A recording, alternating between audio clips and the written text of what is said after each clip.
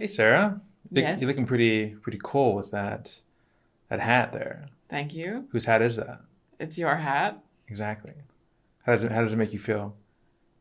I like wearing it because it keeps my head warm.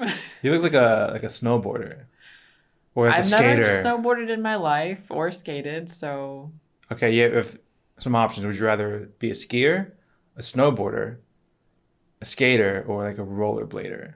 that's a lot of Is that the options. correct term? A A rollerblader or a rollerblader? roller skater? Roller Skater. skater? Yeah, yeah, yeah.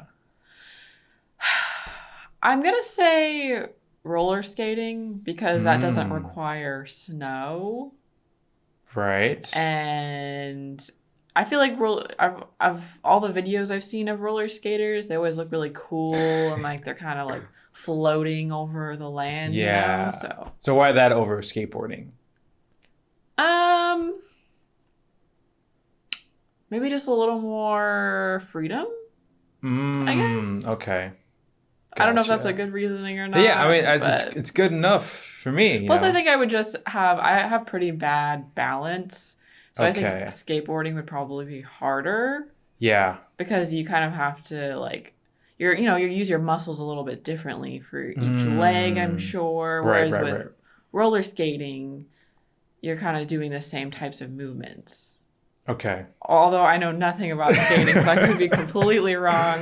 Yeah, no, I feel it. The whole balance thing, Yeah. that was an issue for me. That's why I never took up skateboarding. I Hmm. tried it once and I busted my ass and I was never courageous enough to get back. Yeah, if you tried that now you'd be done. That's a You'd be, wrap. that's a wrap for That is you. a wrap for me.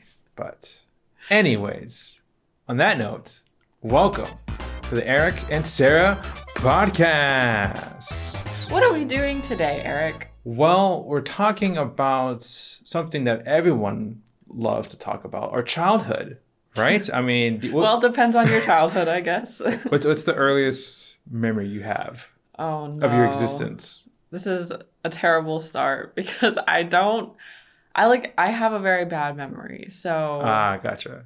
the earliest thing I remember, I was maybe okay, I was before I was 5 years old. So I guess that's kind of Five. early. So Yeah. maybe like 4. Okay.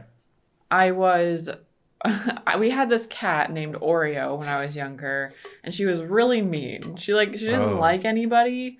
But she that had like her moments. Like she would be nice sometimes, but it was on her sounds terms. like a familiar cat. Yeah. But I remember I can't remember if it was her chasing me around the house Oh, wow. or me chasing her around the house. But it's not like a scary memory, it's a fond memory. Okay. So I think it's like a playful thing, not a oh my gosh, my Yeah. cat was chasing me around the Okay. house. That's But good. I do remember that. I know that's before I was 5 because my younger sibling wasn't born yet, and they were born Mm, around when I was 5.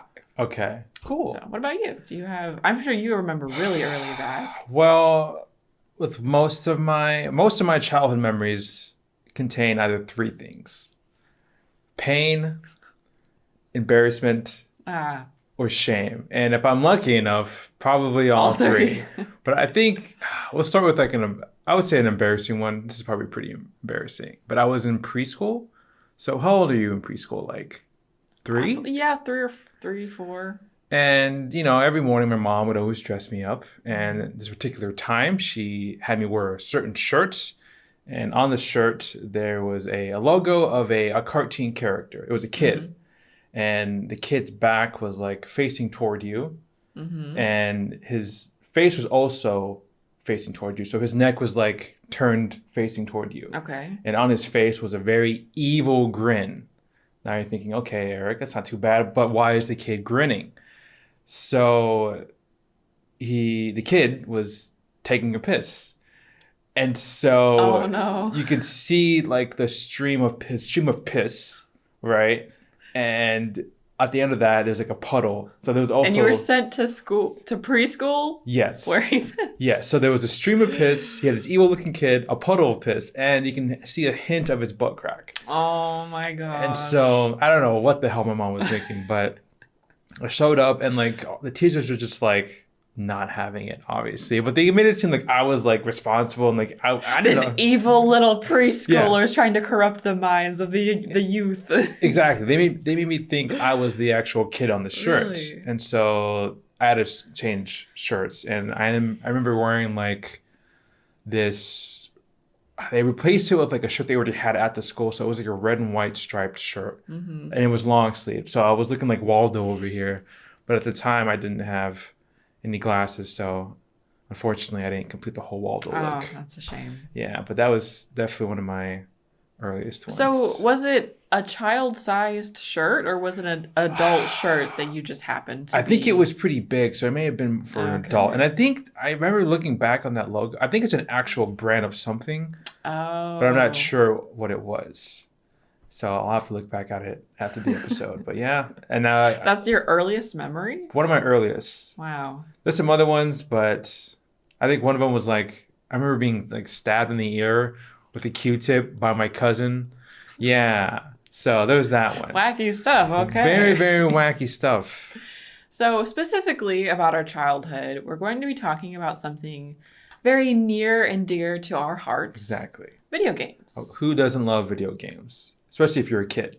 Yeah. So, I think we each have very different backgrounds Yeah. when it comes to video games. So, we thought it'd be interesting to not only reminisce on our fond memories, but also just kind of share and compare our experiences. Ooh, And yeah. we'd love to, for anyone listening or watching, we'd love for you guys to share your favorite childhood games too. Yes. Maybe this will unlock some memories for you. Yeah. That's always a fun experience. Yeah. I'm excited. I'm very curious to see what you have to say. Because again, coming from two different backgrounds, two different perspectives here. So would you like to go first? Well, maybe we can start with that as our kind of, without getting into specific games, Okay. just kind of how gaming was treated okay. in your household. Yeah. And like that kind of general sense of Okay. things. Sure. So, Go for it. yeah, I think, there's a running gag. I've always mentioned it on, whether it be on our gaming YouTube channel or on Twitch, but there was really usually no restrictions for like movies I watched, right, as a kid. And the same went for video games. And so I was never like, oh, don't play that certain game because it has, bad graphics or, nudity or something like that. So like it was pretty open. My family was pretty open-minded to video games. I had, an older brother at the time too. So at the time, I still do have an older brother. But yeah, we'd always play together and, if there was ever a new console, whether it be, I think the earliest one I had was like a Super Nintendo, always had it, PlayStation to Xbox to, of course, now to still PlayStation. So That's something I will be curious to compare maybe after we're done discussing everything, is what it was like being the younger sibling, because I was the older Yeah. sibling for my little duo sibling experience when it came to gaming. So I'll be Oh. curious to see what your thoughts and kind of experiences were on that yeah, I'm compared getting, to mine. I'm getting to that. Yeah, Okay. for sure. Should I explain my background really quick and then we launch into your stuff? Sure, that works All for right. me. So for me, it was a very different experience. I wouldn't say, gaming wasn't a forbidden thing in our house or anything, Yeah. but it was, I think my parents were definitely more of the mindset of, kind of games will melt your brain. Yeah, Like we okay. were limited. We could only play like an hour per session when we did have games, and we didn't have access to a lot. I didn't get my first console, like a big name console, until I was 16. Okay. So, but I still had plenty of other things going on, but it was just a lot more muted, I think. And yeah, as far as anything like with violence or nudity or anything like that, it was a lot more chill Okay. for me, just because of the rules that we had in place. But that's where I'm coming from. Gotcha. I had a limit. We had a limit, but it wasn't. I remember very specific times where like my brother and I would stay up till like 6 a.m. playing video games, and then at the tail end of the night, you'd hear my mom just say, "Go to sleep." So what was your? Okay, maybe we can also each discuss this, but curious what your gaming setup was like. Like, where did you play games? Did you kind of have a hub you Yeah, were around? I think for the most part, because I would share rooms with my brother, and so everything was always in my brother's room. And if eventually we got separate Okay. rooms, I'd always have to go to my brother's room to play the games. So it Gotcha. didn't. I mean, it wasn't until maybe like when I was a teen where I had like my own separate console. But for the most Ah. part, Big Bro's room was where we went and played games and stuff. See, for me, we weren't we didn't have any consoles or anything in our rooms.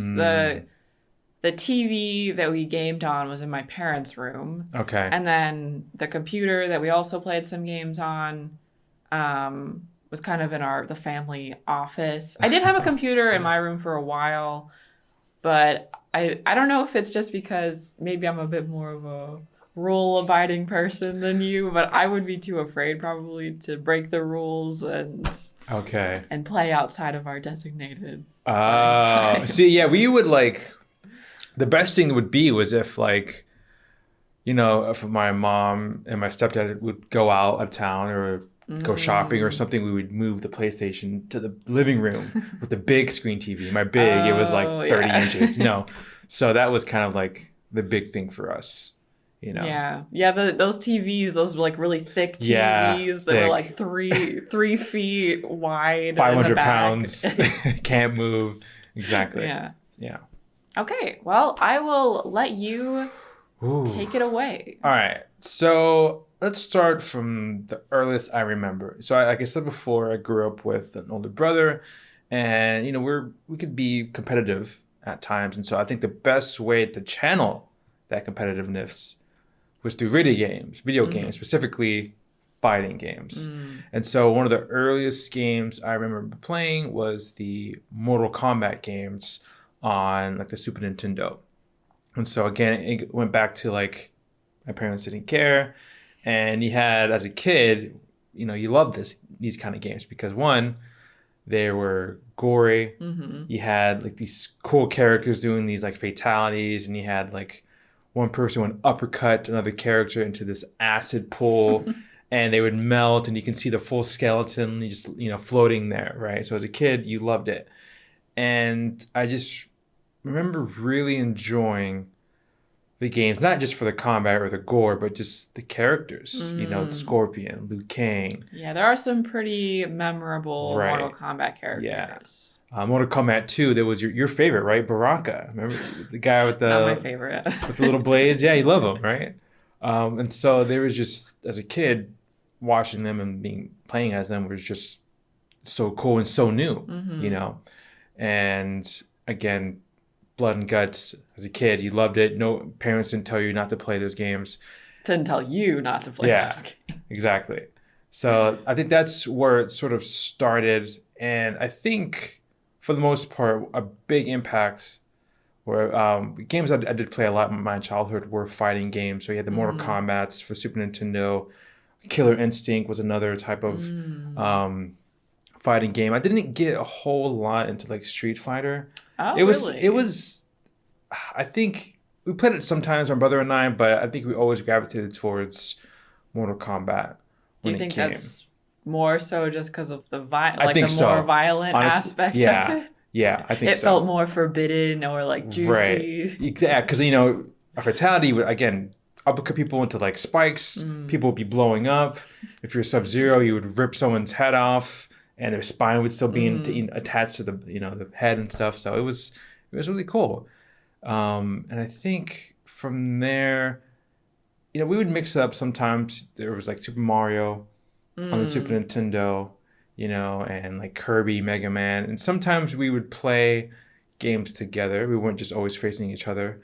So that's when games like Teenage Mutant Ninja Turtles came out. There's one called like Turtles in Time where you would like each take a turtle, and they were called like, I think, beat 'em up games where you just like, you were two characters on one screen and you would just like fight a bunch of guys. Yeah. Which is really cool. What was that one that you showed me? It was like two guys We tried playing it together more recently. Double Dragon? Yeah, is that come Yes. from that Yeah, era? yeah. There was, I think that one that we played was like either a remake or something. Mm-hmm. But I mean, Double Dragon's been around since I imagine the 80s, if not the early 90s. So yeah, that's definitely that genre, beat 'em Mm-hmm. ups. There was like a Power Rangers game we played as well. But I think Super Nintendo came around. What was after Super Nintendo? Nintendo 64, which was like at that point, I get Mario, a Mm-hmm. lot of Donkey Kong, but I think growing up as a kid, whenever a new game came out, if it wasn't like multiplayer where, I'd play with my Mm-hmm. brother, um, as opposed to like maybe if there was like a story behind it, my brother would always play. Like I would just Mm. be the spectator. You had that older sibling perk. Exactly. So I couldn't watch anything. Oh, I couldn't really play the game. If there was like a Uh-huh. big story behind it, where you had to like beat it all or something like that, Yeah. then I would stay there and sort of be on the sidelines. And so that happened with, a lot of games throughout my childhood, like the early Resident Evil games, Resident Evil 2, Mm. Resident Evil 3, even Zelda Ocarina of Time. So a lot of those games I really didn't get to play. Rather, I just was just there spectating. So do you think those experiences were any less special to you because you were not the player? I mean, it's an interesting thing because that's kind of what our YouTube Let's Play channel is all Yeah. about, is one of us is the spectator and one of us is the player. And I personally think that it is a different experience. Like I can still really enjoy a game like Hmm. the Last of Us series, but I Yeah. don't think it has quite as much of an impact on me Right. as a game that I have played myself. Gotcha. I think I equate it to like watching a movie. Yeah. It's a movie, kind of like a movie going experience. Because I mean, those games are pretty memorable. There's a lot of memorable things I remember. That's a lot of remembering from those times, and so they still have a special place in my heart. But definitely I think they'd be much more impactful to me if I Hmm. would actually play it.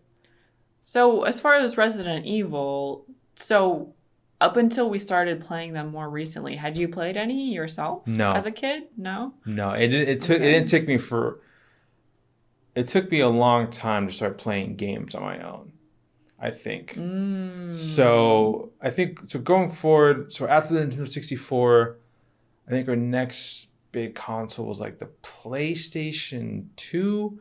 I don't remember a whole lot of the PlayStation besides like Tekken 3. That's when I Hmm. started getting into Tekken. Another fighting game, obviously. And I just remember like those days, man, especially the Super Nintendo days as well, of just like button mashing, which is where you Yeah. don't know what you're doing. You just like tap the buttons and you get like these full on blisters Yeah. for playing those games. And we loved it. So it was pretty, it got pretty intense. It sounds like it. Yeah.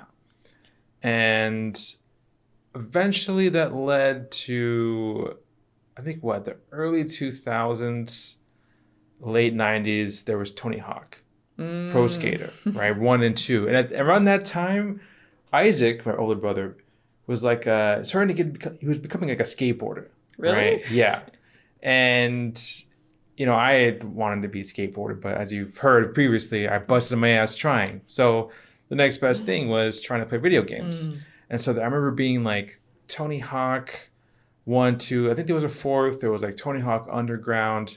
And, this was around the time where like there was Jackass on MTV and Viva La Bam and Punk'd. And oftentimes those shows had like skateboarders, right? And those Hmm. skateboarders would be on the video games. And so it So was, cool. yeah, it was definitely kind of like a punk phase. Yeah. I was listening to like Green Day, Blink 182, Bowling for Soup, Sum 41. Mhm. So it was definitely a bit of an angstier Eric around this time, like the early mid 2000s. So when you played those types of games, like you played racing. Did you play racing games Yes. at one point? Oh, maybe I'll get into that. But Yeah. did you play them? I haven't played a lot of them, but is there like a story? Like there's usually a career mode or something, right? Sometimes. Or do you just play it just for doing the cool tricks and that sort of thing? I think there was like some of the earlier ones, like the mid 2000 ones, like there was this one called Test Drive, Need for Speed, Need for Speed. Some of the Need for Speeds had like a career mode, which was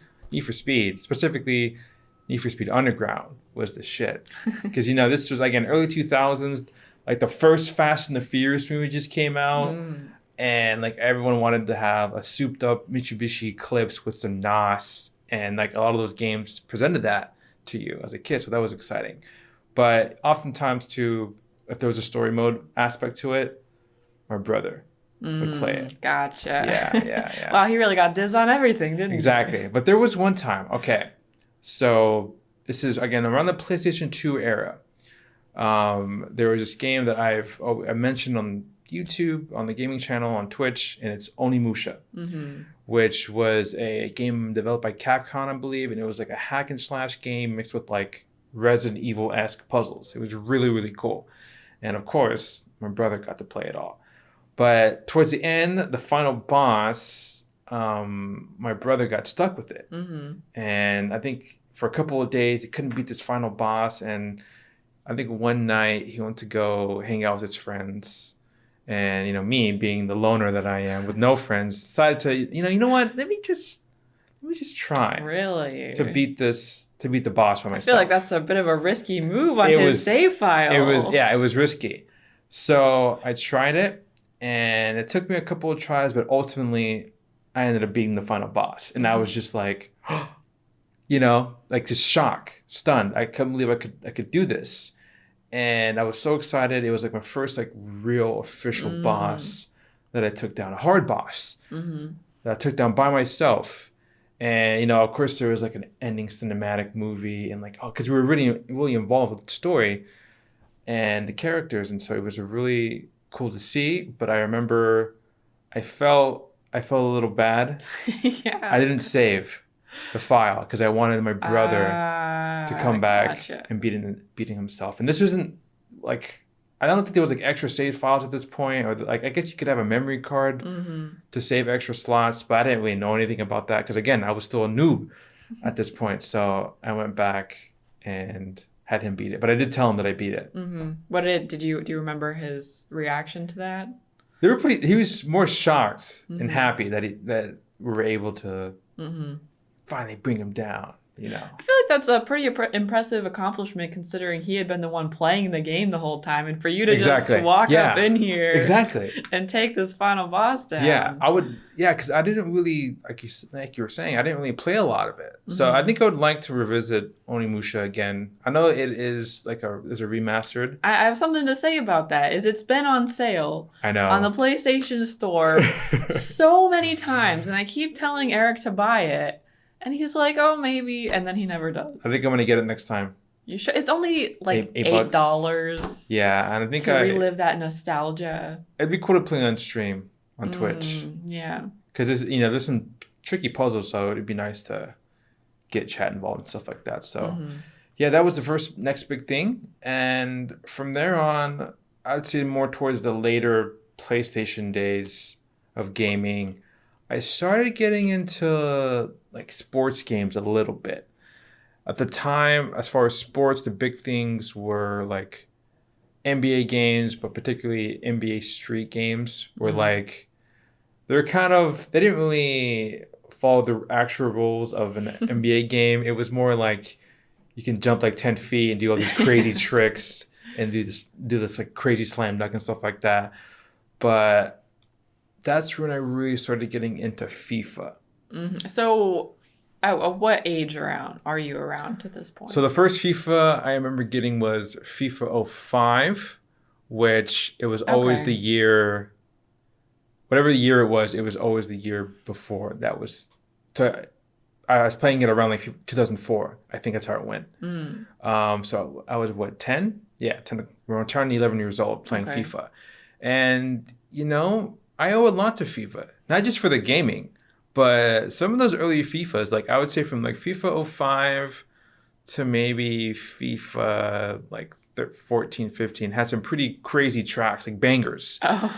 And so, I was this 11-year-old kid listening to like French and German electronic music. And, it was really cool. And a lot of those bands that were on those initial original soundtracks I still listen to today.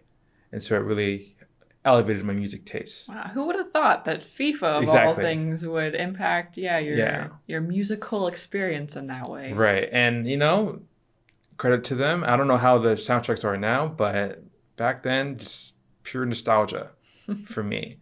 But I was that was when the time where like I was okay, but I started getting pretty good. I practiced a lot about it. I didn't really have a lot of friends, so I'd play FIFA all the time, and eventually I got better than my brother.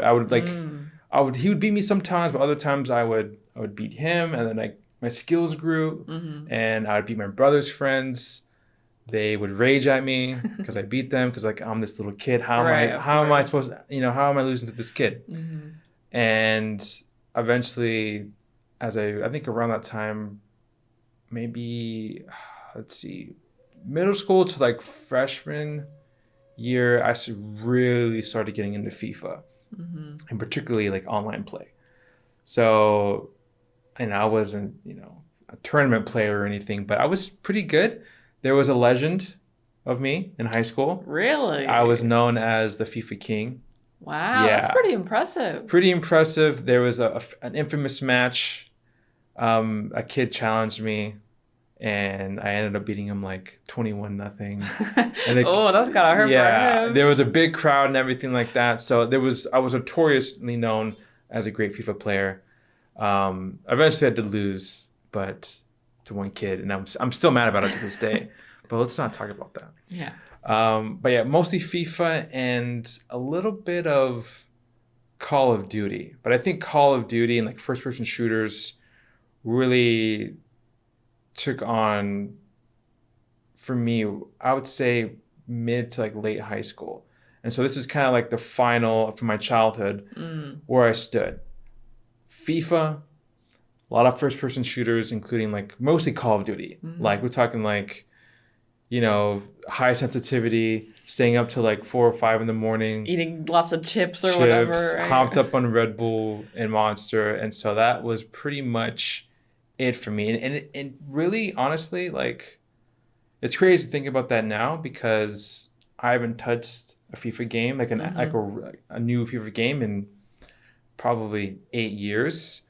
I haven't played a Call of Duty game, maybe 5, 6 years. And so You probably get motion sick at this now, point. exactly. So I've definitely, my taste in games has definitely grown, and it's been crazy to see me gravitate more towards open world RPGs because I never really touched any stuff like that. Yeah, so that's a up. question I was going to ask you was how do you think your childhood gaming experience influenced your current gaming, your gaming persona, or did it at all? I don't know if maybe in the sense of, what it was when it comes down to it. When I was a kid, I really didn't have the choice on picking That's what games we true. played in the house. And so when I eventually got older, I was able to just be a bit more open-minded on what I could play. I remember, it'd be a Friday night, Saturday night, and my mom would take me to, at that point, Blockbuster, and I would just pick a random game and be like, wow, I can pick a random game, for myself. And so that sort of kind of opened my mind to a couple different genres of games, but nothing really stuck like it does now. So, but yeah, I think it's pretty much it for me. So to summarize a timeline, a lot of fighting games early on, then it gravitated to like a little bit of Mario.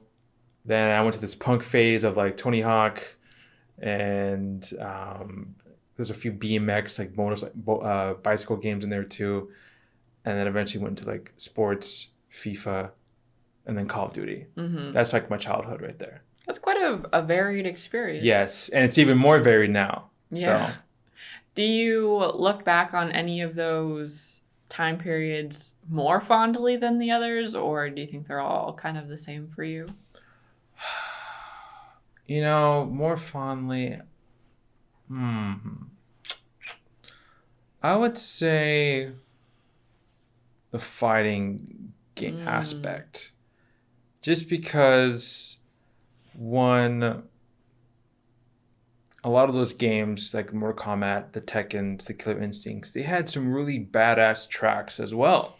And it goes back to the music. And some of my favorite video game soundtracks come from Tekken. And I still listen to them all that time. And so whenever I hear, any kind of track from an old fighting game that I used to love and still love, it kind of brings me back to just like those days of like either renting or buying a game. And,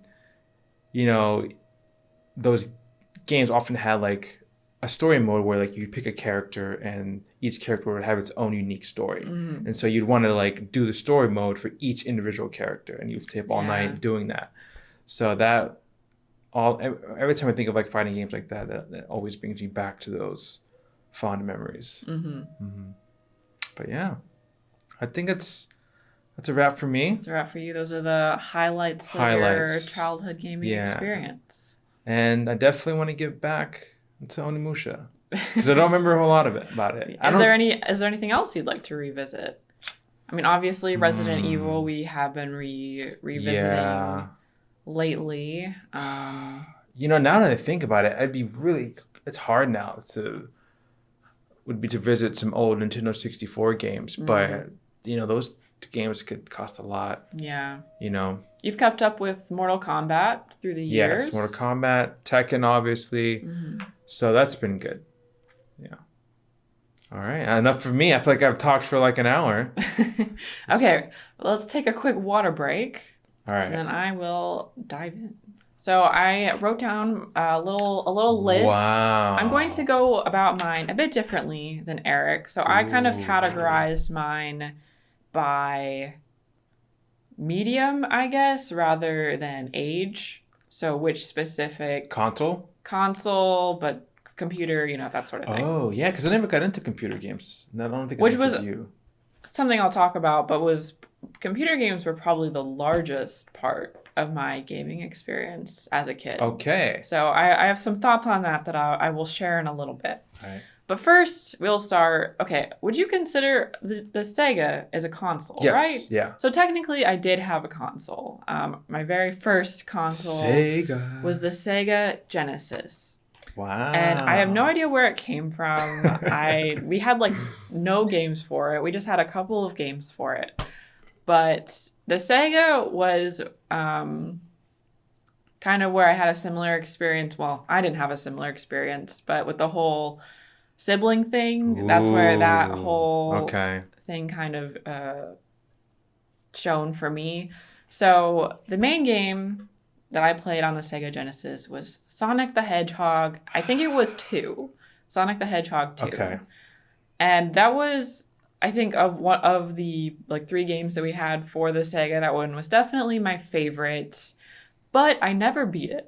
Aww. It was because I can't remember which part of it. It's just the boss fights were kind of hard, and once you die a certain number of times, you just start over. Oh, there's no way to just have your save file and keep it and just replay the same boss over and over. So we never ended up finishing Sonic the Hedgehog 2, but I did play the beginning lots of times. Was it just Sonic, or did it have Tails? So Sonic the Hedgehog 2 had Tails, and Anna, my younger sibling, would play Tails. And pretty much only ever play Tails because, kind of like Isaac, I'm assuming. Yeah. I was the older sibling, so I got to play Sonic, the main character. Wow. But I'm 5 years older than my younger sibling, so it kind of made sense because if I was, 10, then they were 5. Okay. So it kind of made sense for me to play the main character. Maybe I'm just trying to justify it. I don't know. From experience, being player 2, it does... It stings a little? It stings a little bit. Yeah, because you never feel like... You just feel... I imagine I feel the same way as Robin does to Batman, Aww. You're just a sidekick. In some sense. But the sidekick can be vital to the operation. That's true. Another great thing about that game is that it did have not a co-op mode, but kind of a versus mode. Okay. So it would split the screen, I think, into top and bottom half. Yeah. And in that situation, then me and my sibling would be able to play against each other. And it was really cool because you would basically be racing on the same track, but you could run in like you could see each other. Oh. So you were on the same track. Okay. And it was cool. We spent a lot of time doing that, just over and over and over. So yeah, I mean, with Sega, you never grew up with Mario or anything like that. I did not have a single Nintendo experience Wow. in my childhood. I don't think I didn't have a ton of friends either when I was a kid, but the friends that I did have, I don't think any of them Had Nintendos? had Nintendos. I think the first time I actually played a Nintendo game might have been in college when people Holy were shit. playing Super Smash Bros. Okay. Yeah. And I think I'd play some Mario Party then too. Mario Kart 2 as well. Mario Kart. Mario Kart. I did play Mario Kart a bit younger. Yeah, I think. But not that young. Yeah, the first Smash Bros. I think was 64, Nintendo 64, but don't quote me on that. Yeah. No Nintendo games.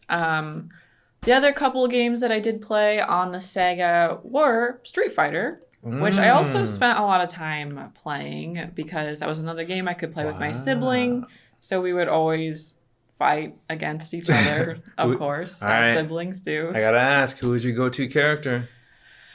Who was my go-to character? I liked your main boys, Ken and Ryu, and then Chun-Li. Chun-Li?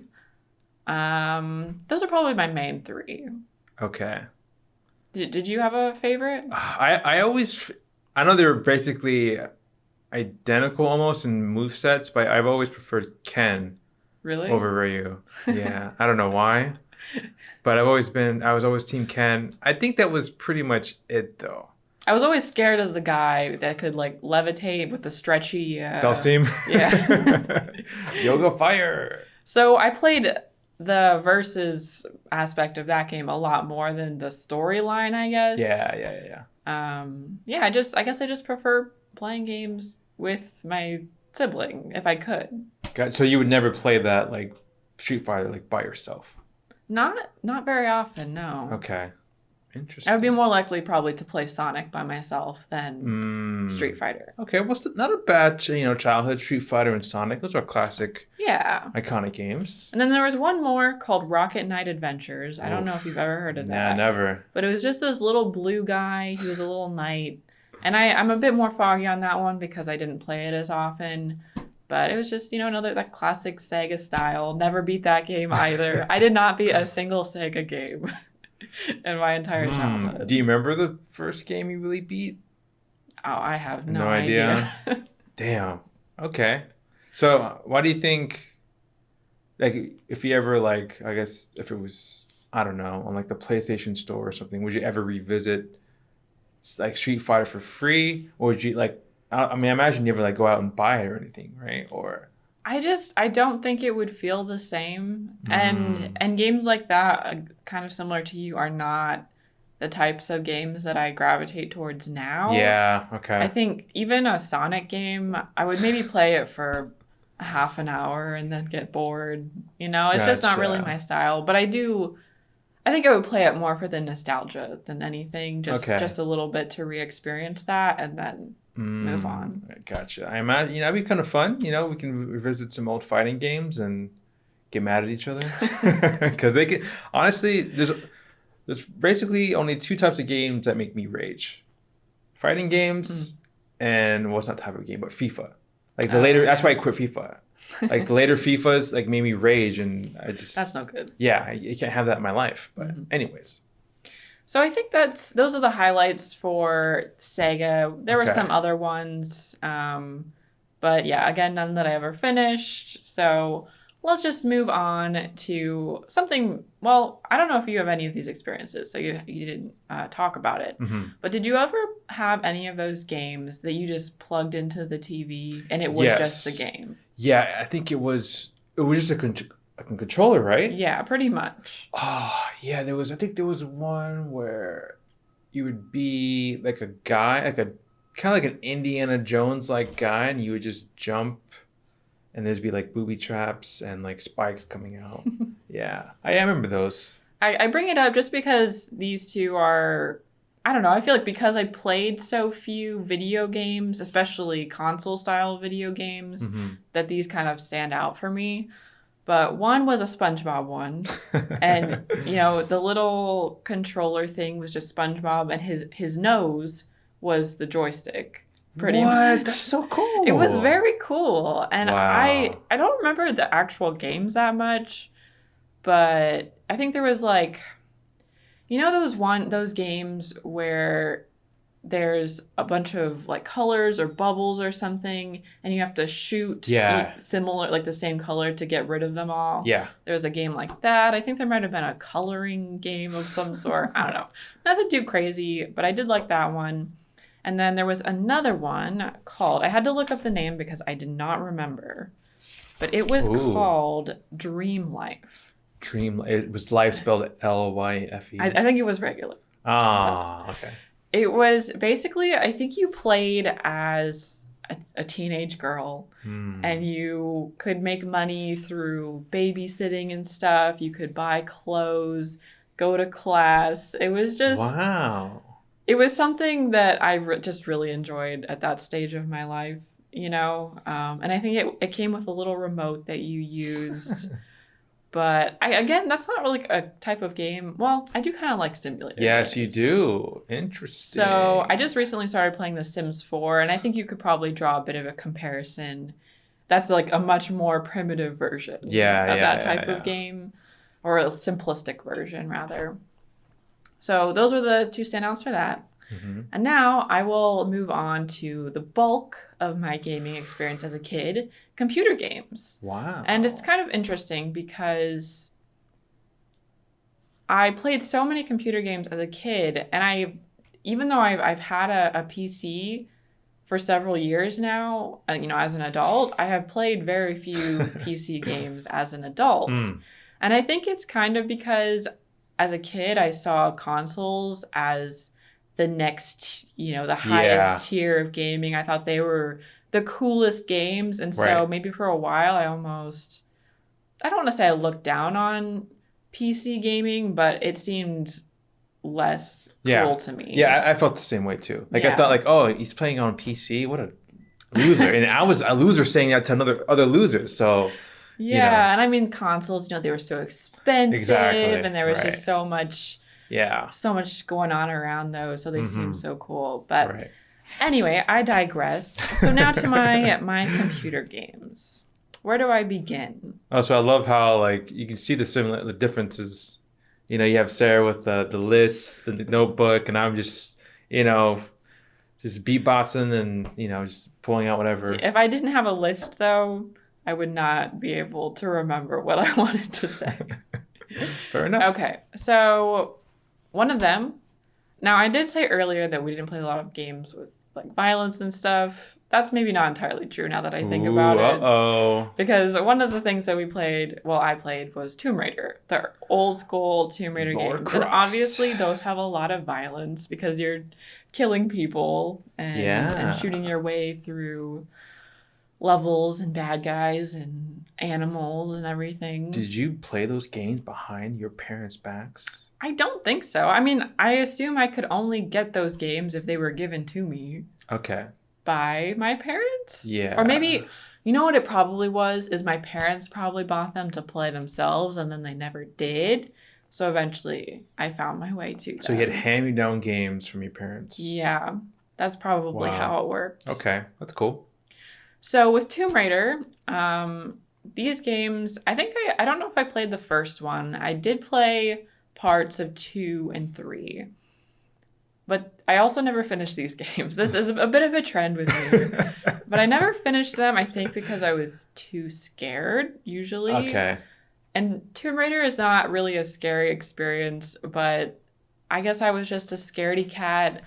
And have you ever played a Tomb Raider game? Do you know how they're kind of set up? No, you know what? I never got into Tomb Raider. There's a lot of, in the older games, there's a lot of corridors with, you don't know what's around the next corner. That sort of situation. That's scary. That's terrifying me right now. It could be a little bit scary, and I think I was more scared of the animal enemies. They would have like tigers and monkeys and stuff. And they would just, come at you out of nowhere. Did they ever give you like nightmares? Back then? Yeah. I'm not sure. Probably. I don't think so. Probably because I would quit before I would get too far into it. Gotcha. But what I did play a lot of, especially for the third game, was there was a practice area that was the Croft Manor, Lara Croft's home. And they had a bunch of just different training areas. And I would play that over and over and over. Gotcha. So not nearly as scary, no. Not nearly as scary. And she has a butler. That was the scariest part of it. Is she has a butler who just walks around. He kind of follows her around. And I remember always just trying to escape the butler. I guess I made my own game out of it. Again, because I was too scared to play the main game. But I have played the reboot series of Tomb Raider, and I was not afraid to play all of those. No, you handled those. Wasn't there a Jaguar in one of them? Maybe. I can't even remember. Yeah. But I overcame it, and I know now that I could go back and replay those. And I would not be scared. And the trilogy, the remake trilogy, you beat them, right? Exactly. So every single one, dang it. I'm proud of you. Thank you. Changing gears a lot. Another one that I remember fondly that I've been thinking of recently, I kind of talked to you about it, is Roller Coaster Tycoon 3. And that's a game where you basically build your own amusement park. You can build your own roller coasters or buy like pre-made rides. Okay. And also you decide, where your different food stands are going to be kind of set everything up. And that was a bit more my speed in terms of scariness. But I remember one thing that I would always do, and my younger sibling would be with me a lot of the time, so we would have good fun with this, is we would trap the amusement park goers by, you could like terraform the land, kind of like you could make mountains or make pits or fill things with water. So we would trap our little amusement goers in these pits and just keep them there forever. I don't know why. That's sadistic. I don't know why we did it. Maybe it's just because we wanted to make more money out of them. I don't know. But we would some business plan. And we would charge expensive prices for people to use the restroom. Wow. And it's fun because I've always liked management style games where you have to kind of keep everyone happy and keep things flowing. And that's one of those games where you have to keep your customers happy, you have to keep your employees happy, hire people, build new places. Wow. So I think that was probably one of my earliest experiences of one of those types of games. And I would really like to replay it. Replay it just for fun. I wonder if they make any newer versions of that game. I think they do. I did look it up the other day. Oh, did you? And they have a remastered version of 3, but the reviews were mixed. So I'm a little bit nervous to play it and then it not live up to my memory of it. Okay. That's happened to me before. Mm-hmm. When because a long time ago, I think I would say like in the mid 2010s, my older brother had bought like a Super Nintendo, and we played some of those games that we used to play on Super Nintendo, and they're fun, but something is just, it's almost like I'd rather just not have played them at all. Mm-hmm. You know what I mean? And just let them live on in your memory. Exactly. Yeah. Do you think that's partial? So when was this, did you say? I would say like 2000, maybe 12, 13. Okay, so a while ago. Yeah. I was going to say, do you think that experience, or even now, do you think that experience could be influenced just because you've played newer games? Probably. So they can't be the same because they're not the newest, best things that are out there. At that point I was Call of Dutied up, which is adrenaline, just pure adrenaline. First person explosions, craziness. Grenades. Yeah. So I think that's, maybe they'd feel a bit different now. Mm-hmm. My little brother plays a lot of Mario games, so they sometimes when I see him play it, they kind of bring me back a little bit. So, all right, what's next? Oh, okay. This one is kind of random, but I remember these really vividly too, so I had to bring them up. Um, so there were these Scooby-Doo CD games. Ooh. And I want to say that I got my first one. They're really simple games. They're for kids. Mm-hmm. But I want to say I got my first one in a cereal box. I'm pretty sure What? back in the day when they still gave you good prizes in cereal boxes, I'm pretty sure I got it from a cereal box. Isn't that kind of like not like a safety hazard, but like a CD? I don't know. I mean, it wasn't in the cereal. it was in the box, but outside of the plastic bag. Oh, okay. So like if you pour it in the box, you wouldn't just get this random CD. Well, and as a kid, you see on the box it says yeah. whatever's inside, and you're excited to open it and get that thing. Right. But I'm 95% sure that's where I got it. And it's just a little mystery game with Scooby and the gang. I think the one that I remember was called Showdown in Ghost Town, and I had to look that up too. But once I saw it, there was a playthrough on YouTube. What? And I couldn't believe it. I couldn't believe there was a playthrough on YouTube of this game. Damn. But it shot me back as soon as I saw those images that were kind of burned into my brain of Scooby-Doo. So those were just, I guess maybe some of my early exposure to puzzle games, Yes, puzzle okay. adventure mystery games. Oh, now I know where we're going. Which, well, I'll get more into that in a minute with another game series I'm going to talk about. Yeah, let's just do it now. I would say the highlight of my childhood gaming experience, besides maybe some of the Sega stuff, were the Nancy Drew CD games. And some of you may be familiar with that because they're still around. Yeah. I don't think they've made any new ones recently. Probably the last ones were maybe, I don't know, like 5 or 6 years ago. But they're based on the character Nancy Drew, which is a character from books. And I collected Nancy Drew books as a kid. I read them before I ever got into the CD games. So I feel like it's a very rare thing to love a book series and then for there also to be a game based on it. Like I feel like there are rarely book to game adaptations. The only thing I can think of recently in modern times is Witcher. Yeah. But, I mean, there's definitely some good ones, but I imagine especially a kind of, it's not a small series by any means. Like Nancy Drew is very well known, but it's not something that you would think video game for. Okay, right. So you must have been pretty hyped. Yeah, it was great.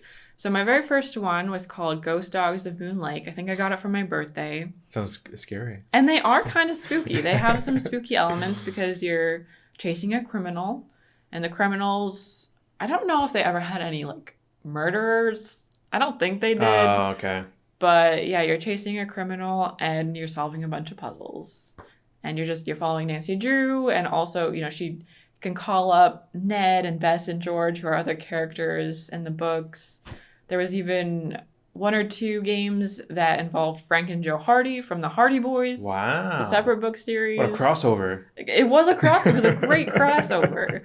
So was the style like, what's the, I always get the term wrong. I always say, what, point and click or click and play?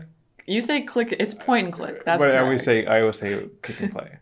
Gotcha. So it's more just, they're not hidden object games, are they? No. Okay. No, it's you can, again, solve puzzles, talk to characters to get clues, to find stuff to use with other things. Okay, gotcha. That sort of thing. And there were some pretty tricky puzzles. There was a website, the maker of the game is called Her Interactive. And they had a website with message boards where you could ask questions if you're stuck on a puzzle. Oh, cool. And I definitely remember asking a few questions on there because I was stumped. That's nice. Yeah, it's just, I really loved those games. I would love to replay them just for fun. I think they would still hold up for the most part. So I know I've seen other big YouTubers like Gab play them. And I think that's pretty cool. And I think those were what really inspired my love of mystery puzzle games, which I Gotcha. still I feel like I have a hard time finding really good ones, but I do enjoy them. Right. So for the most part, like, was there never a Nancy Drew game that you did not beat? Like, you always played it all the way through?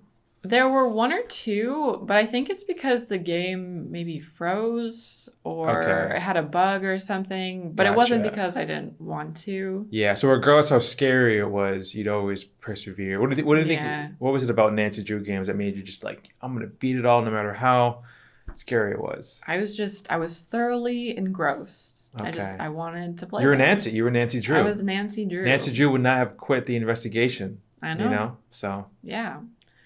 So I think those were of my childhood, those were kind of all the main categories. But since you kind of touched on it, I'll go a little further into my teenage years. yeah. And that was basically I guess the next category would be the PlayStation 3, which we PS3. got when I was 16. And honestly, not a ton of games from that time stand out to me. I don't really remember what I played, and I don't know Yeah. why. I never had a PS3.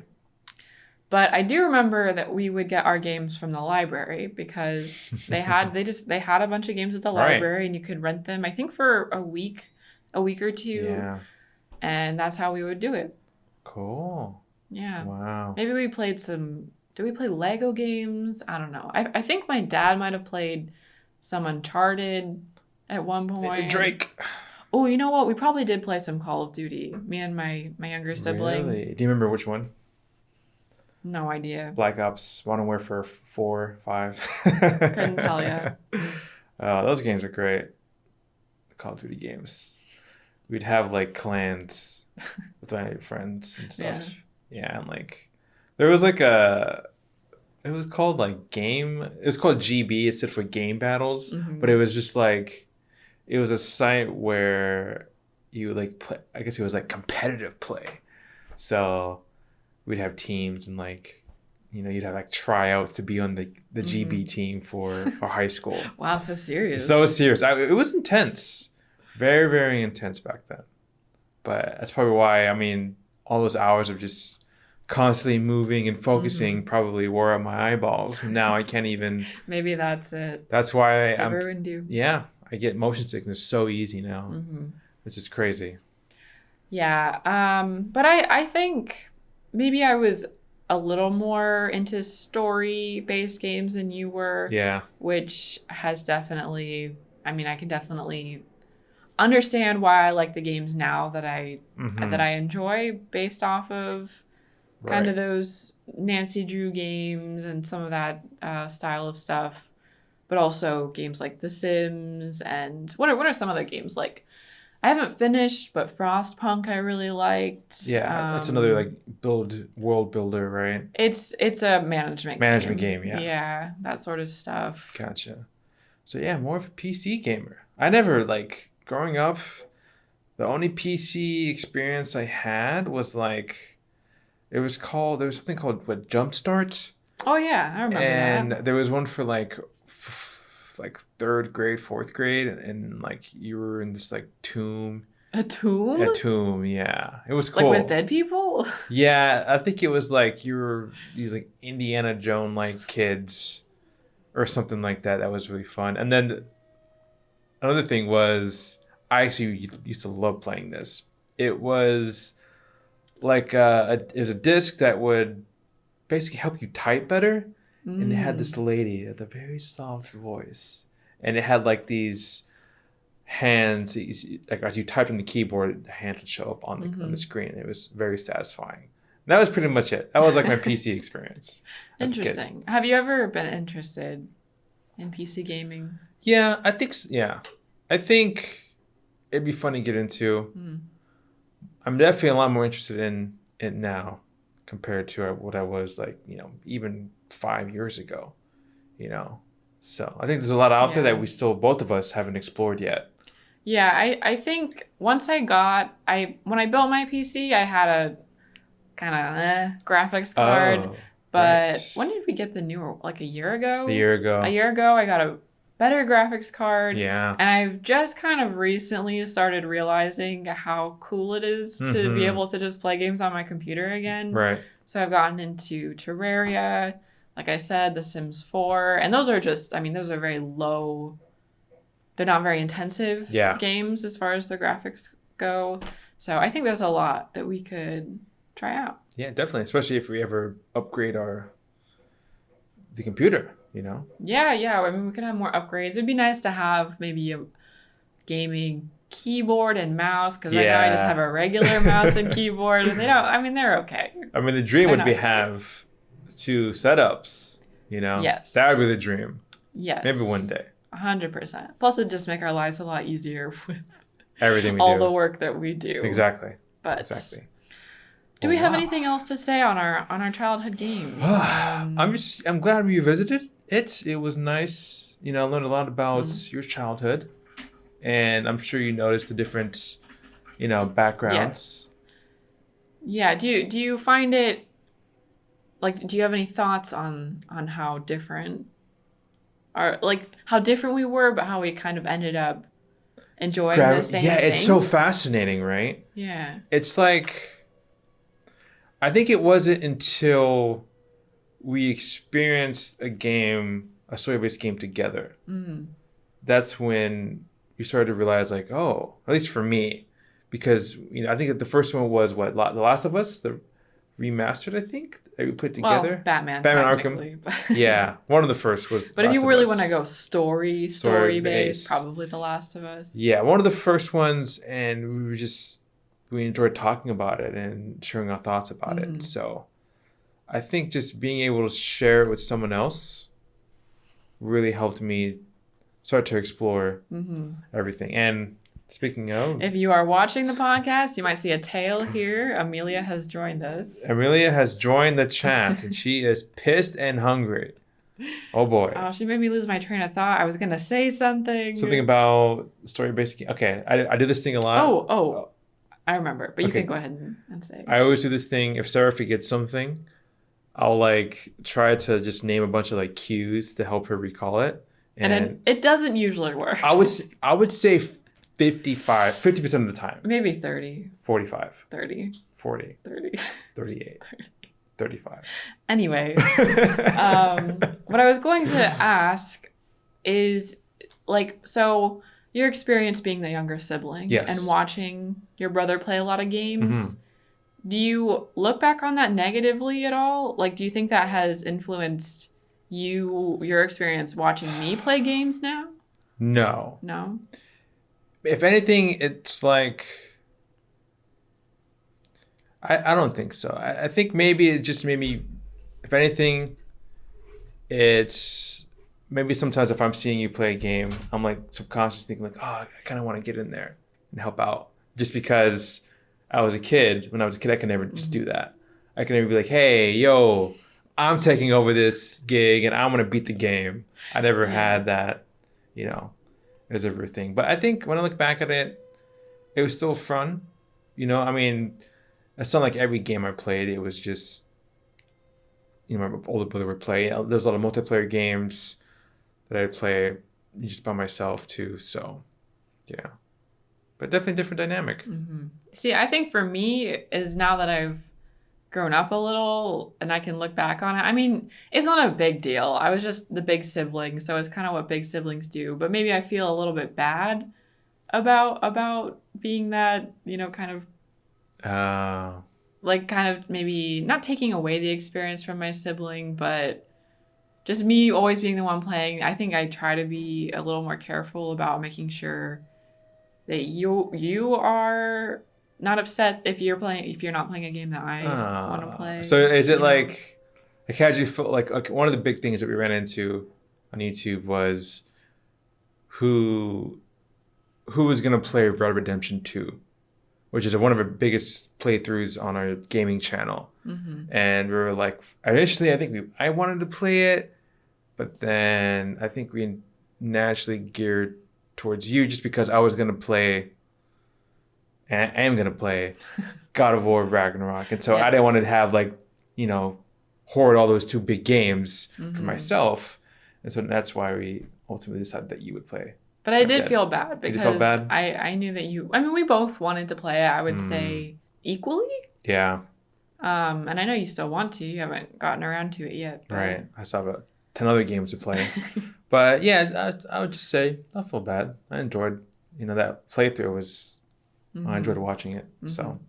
And I enjoy watching you play games. I've always enjoyed watching you play games, even before, a long time before we started the YouTube channel. Yeah. I've watched you play, like you said, The Last of Us, the first one, Batman, Arkham Knight. Yes. What else? Were there any other big games that I watched you play? Big games. Resident Evil games, the early ones. Resident Evil. I enjoy being a spectator. Even on games that I don't have that much interest in. Like, I watched you play, what's your fighting game? Your Mortal Kombat? No, your Souls-like game. Neo? Yeah. Yeah. Okay. I even enjoyed watching him play that sometimes, which I would never want to play myself ever. I enjoy having you there. Yeah. One, because sometimes if I'm stuck on something, you'll help me. But two, it just feels like, I have someone to share that experience with. And I guess I always never did growing up. Yeah. Stuff like that. So I think one last thing I wanted to say, I think I forgot it.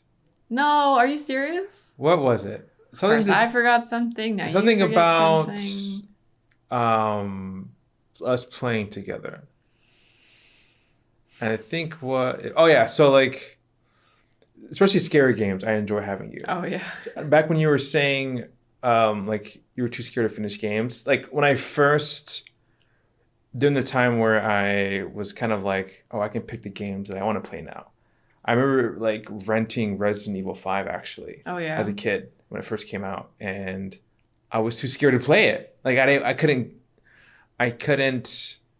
go through with it, and so I would just I'd rent it and like it'd sit on my table forever, and I would just turn it back, and that was a waste of a rental. So sad. But now I think having you two kind of gives me, I don't want to say confidence, but I feel like there aren't any games that we would ever just say like no to because we're too scared. Right. Like if we're together, Yeah. We just have that confidence. I guess so. Well, yeah, that was a lot of fun. Yeah, I'm definitely a nostalgic person, so I really enjoy thinking about things like that. Yeah. And doing my little bit of research for game titles and stuff. It was so cool to see the visuals of some of those games that I was thinking of from so many years ago. Yeah, it'd be fun to somehow, if we can find a way to play some of those retro games on like stream one day or something like that. Yeah. So, but thank you for sharing. It was Thank great. you for sharing. I learned a little bit more about you. And same for me. Wow. Wow. Even 5 years together 5 almost, years. and we still have so many things to learn. Beautiful. This podcast is bringing us closer together. Yes. Well, should we wrap it up? Yeah. Again, feel free to share Yes. your childhood favorite games. I really do feel like those games that I talked about, did have a big impact on the gamer that I am today. Yeah. And let us know if you had similar experiences with either of our initial experiences growing up with video games. And is that it? I think that's it. I hate to wrap up. I never know what to say. But thank you for watching and for listening as well. And we will see you in the next episode. Bye. Bye.